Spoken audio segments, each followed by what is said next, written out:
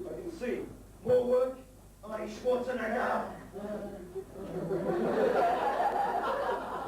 Okay, so we all know what we're here for.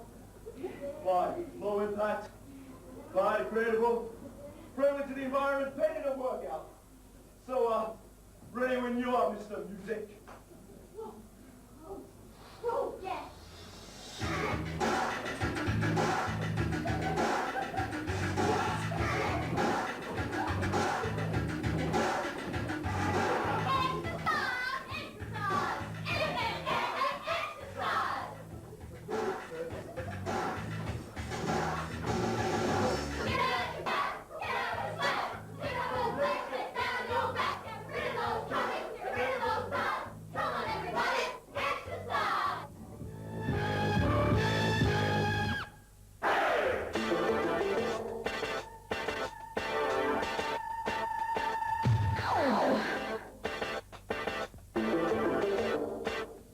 I left home ages ago. I didn't get along with my family, so I left.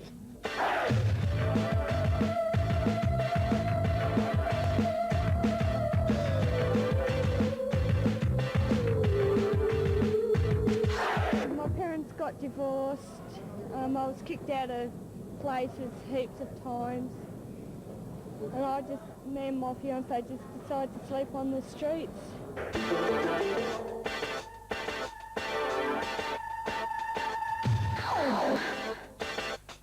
Well, I've been in and out of institutions since I was 8 years old.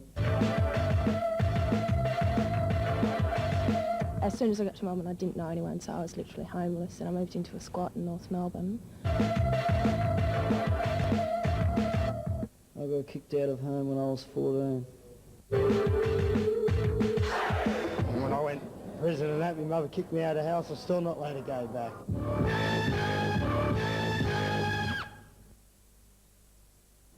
Family doesn't know what to do because they, you give them a hard time from when I gave mine a hard time from when I was 8. And they tried everything with me, nothing worked. And it was my fault in the original, but I'm 8 years old, I can't say that I'm to blame, 8 years old. They just put me in the home to see if that'd help, and it didn't work. And then when we went to England, they tried me in England, and I got locked up 3 months in England, and I was in England, I was in a home again, they put me in. So, I don't know, there's no real answer at the moment, I don't think. It's not really good living on the streets, because you get into the drugs. At the moment I'm a bit off my face on smack. See, that's why I left, sort of, because I was like always getting in arguments with my stepdad and shit, and I never got along with him because he used to tell me that I had no rights because I was young and stuff, because I was a kid, I had no rights at all and shit. I just used to tell him to get fucked, and so I just left, because they locked me up in a mental institution when I was 13, and so as soon as I got out of there, I just fucked off. I was sexually abused when I was younger, and he brought us up on a pack of lies and told us about our mother, which wasn't true. What do you think the causes of youth homelessness are? Maybe parents not spending enough time with their children. Not getting on very well with their parents, so they then have to move out of home. Unemployment and problems at home. Why do they leave home in the first place? No love. Lack of love.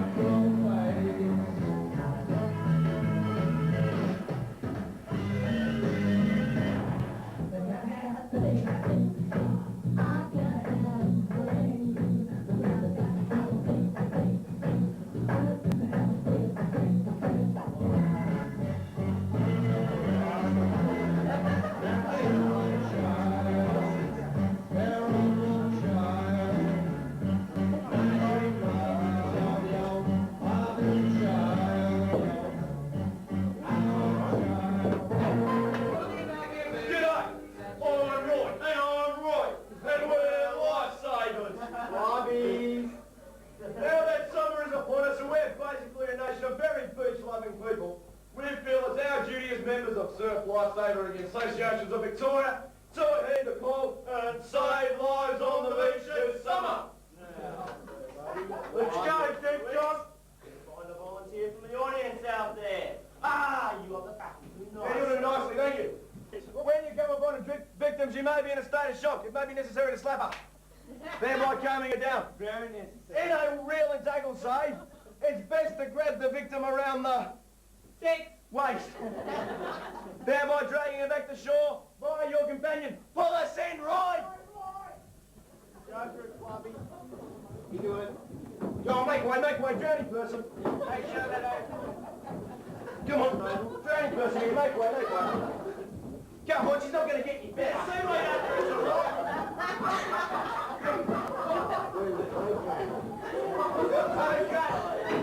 When your victim's back on the beach, lie down flat. The purpose of the simulation draws now the beach.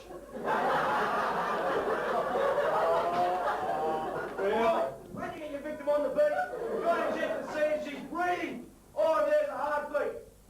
This can be done by placing the air right in the position.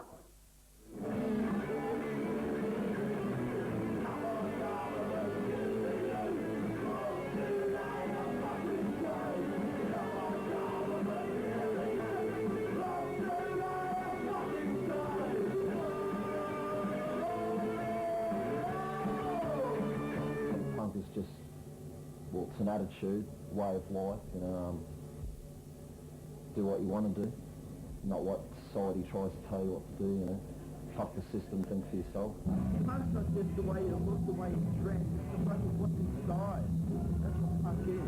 Well, as far as I'm concerned, I think punk is like an alternative to mainstream media, politics, music and social culture.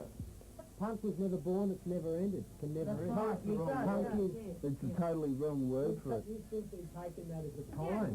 It's history. He's carrying on with the same ideas as what punks have today, or in the 82, in 77, 82. Well, punk was the name fucking put on people. Punk was the name put on by those, said by those fucking people that were bloody had heaps of money, and anyone who was fucking a degenerate, alcoholic fucking piece of shit walking down the street, that's what they called a punk. That's all right to be free. Cause as much chaos as you can and have a good time, fight to win.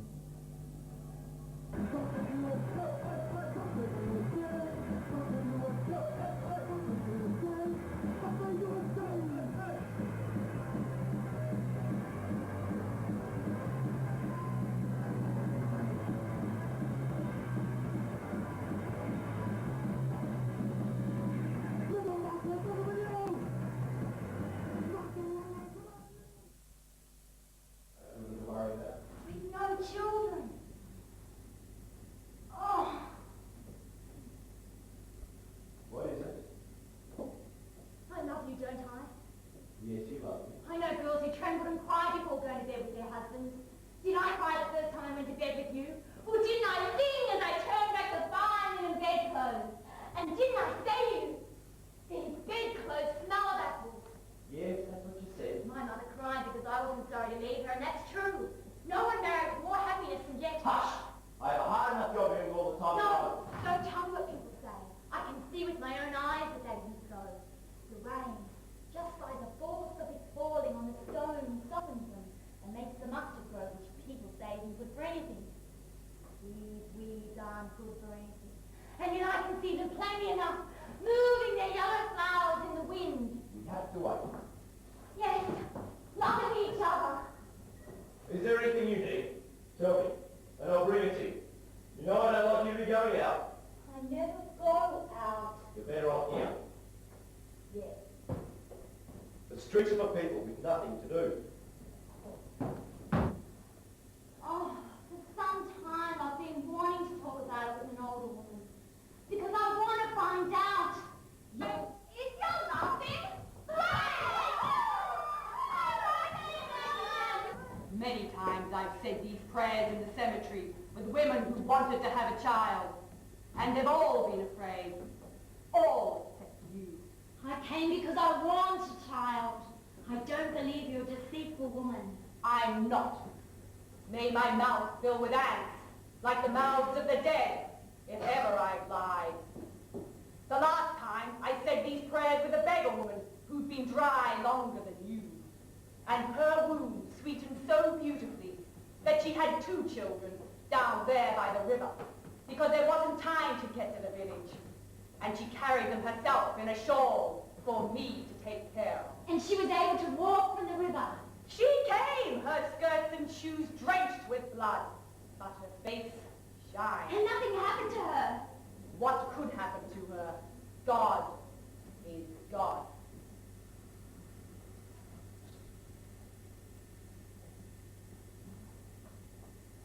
Naturally, God is God.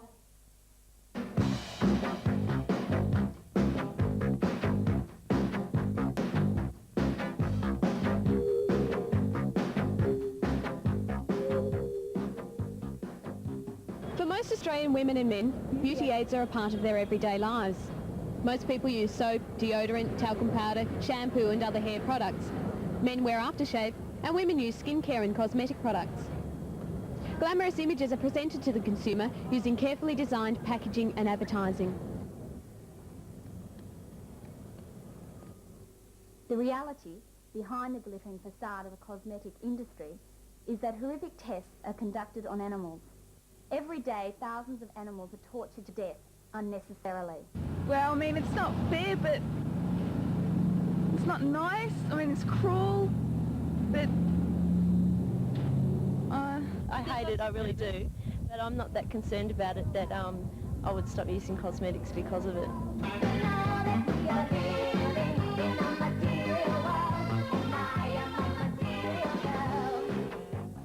Just imagine if you're in a laboratory, you are force-fed a cosmetic ingredient. You suffer from vomiting, nausea, diarrhea, convulsions, and then you die. At the research and development stage of new products, many ingredients are tested on animals. Also, the final product is tested before it's released onto the market. I know what you're talking about, and I don't agree with it, but it's just not something that I look for when I buy cosmetics. The Dre's eye test, for example, involves rabbits. It's often used for testing of products that may come into contact with the eye. Rabbits are held in stocks, they can't move, their heads are held stable so that the product can be instilled into the eye.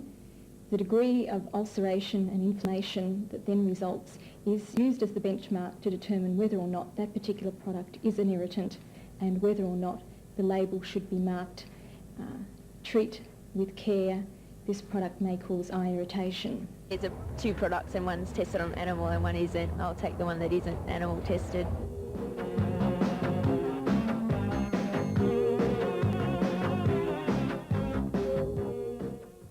The most effective way that you, the consumer, can express your priorities is by what you buy. So the next time you purchase a body product, think about the cruelty-free options and help stop animal suffering.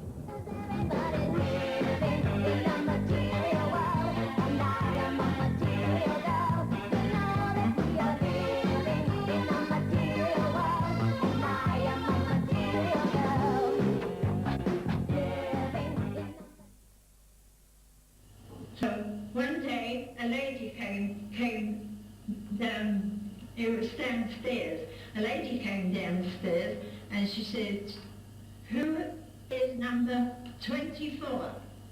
I said, "Why?" She said, "It's good news for them." Oh, I said, "I am 24. So she said, "Well, you made 13,000 cigarettes this week, and you never made a bad one. Not one got through now, and I'm very proud of you. You have a job for life here." I was very happy about it. And then I met my husband and I got married and I left.